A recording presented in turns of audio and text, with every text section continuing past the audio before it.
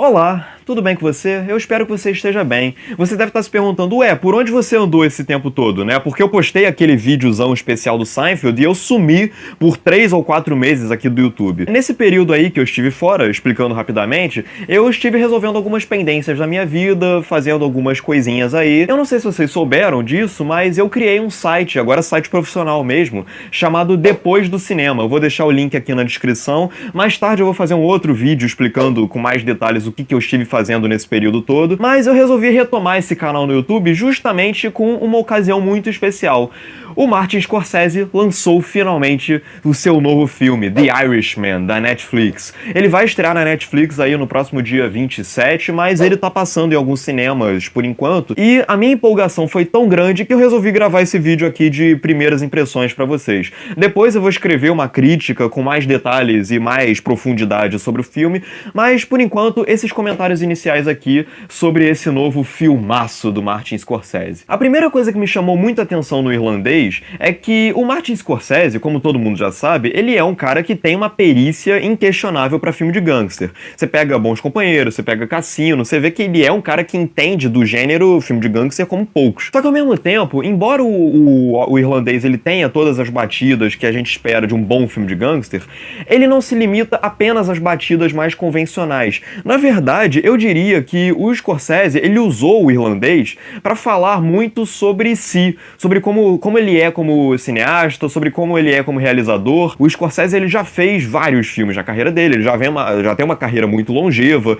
ele já deixou a sua marca para a história do cinema há muito tempo, então é como se agora, com uma idade mais avançada e tal, o Scorsese ele estivesse usando a estrutura do filme de gangster para refletir quem ele é como realizador, o que ele conquistou ao longo desse período, e como que esse filme, o Irlandês, ele se contrasta aos filmes anteriores do Scorsese em termos de experiência, em termos de passagem do tempo. Desde o início do filme, quando a gente é apresentado ao personagem do Robert De Niro, que ele interpreta o Frank, que é o protagonista inquestionável do filme, ele é o irlandês do título do filme, a gente conhece o personagem como um senhorzinho de idade, de muita idade, que já tá como é que chama? Num asilo, refletindo a respeito de tudo que ele conquistou ao longo da sua vida.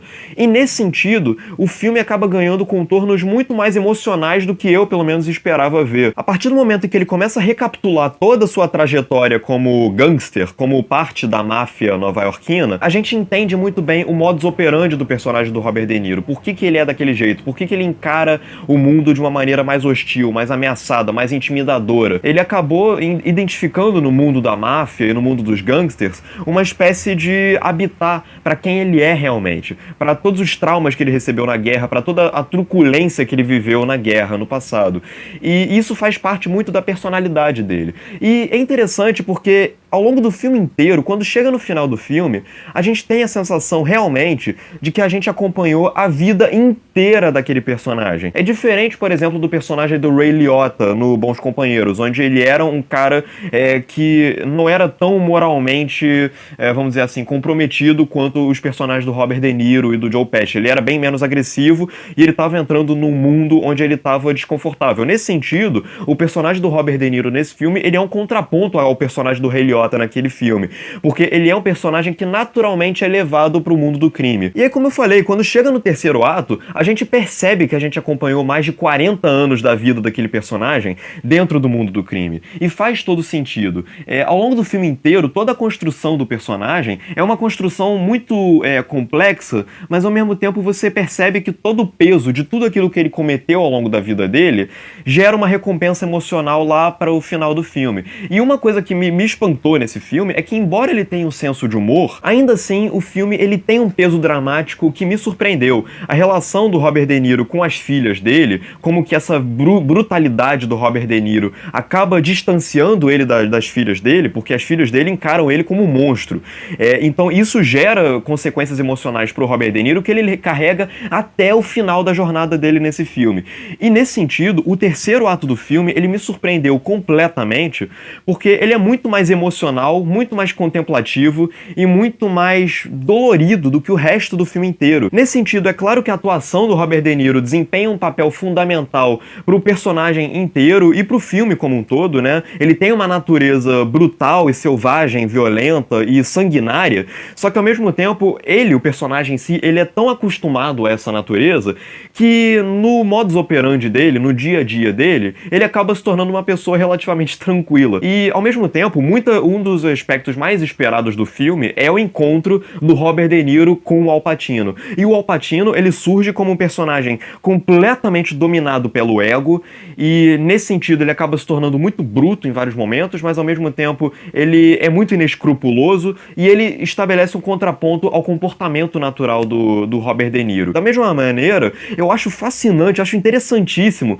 como que o Scorsese ele consegue quebrar as nossas expectativas em relação ao personagem do Joe Pesci de uma maneira muito eficaz, porque o Joe Pesci nos outros filmes dele, o Touro Indomável, Cassino, o Bons Companheiros, ele sempre era aquele personagem turrão, aquele personagem completamente sanguinário, com sangue na boca, explosivo o tempo inteiro. E nesse filme, o Joe Pesci, ele é um personagem tranquilo, ele é o fiel da balança entre as emoções do Al Pacino e do Robert De Niro. Eu acho isso interessantíssimo. Enfim, é um filme realmente fascinante, o Scorsese ele quebra as nossas expectativas de maneiras muito interessantes, e é uma narrativa que fala sobre o personagem do Robert De Niro, fala sobre os Estados Unidos, vai passando por vários momentos-chave da história dos Estados Unidos, como por exemplo, a morte do John Kennedy, é inevitável, porque o filme se passa no início dos anos 60, em uma boa parte da sua história. Então, chega no final do filme e você sente que você acompanhou uma trama longínqua, longeva, mas construída de uma maneira muito eficaz. E é interessante porque é um filme que tem 3 horas e meia, e isso a princípio pode espantar alguns espectadores, só que o Scorsese constrói o filme de uma maneira tão ágil e tão dinâmica, não é um filme lento, ele é um filme bem rápido, bem acelerado, e nesse sentido, as 3 horas e meia de filme acabam passando de uma maneira bem orgânica. Do ponto de vista técnico, ele tem várias questões que eu vou discutir com mais detalhes na minha crítica escrita. Eu acho sensacional o uso de rejuvenescimento digital nesse filme. O Scorsese, ele usa a maquiagem digital de uma maneira muito corajosa. Porra, é o filme inteiro com os personagens do Robert De Niro, do Al Pacino rejuvenescidos. Então é isso, é um filmaço realmente, vou escrever sobre ele. E eu recomendo que vocês assistam, seja no cinema, seja na Netflix, quando estrear aí no dia 27 de novembro. Realmente recomendo muito O Irlandês, The Irishman, de Martin Scorsese. É o Martin Scorsese num nível de maturidade e de experiência que realmente diz muito sobre ele como realizador, depois de tantos anos. É isso, diga aqui nos comentários se você já viu The Irishman, se você gostou do filme, se você gosta do Scorsese, se você gosta de filmes de gangsters. Inscreva-se no canal porque eu estou voltando. E é isso, acesse o depoisdocinema.com.br, um grande abraço e até a próxima.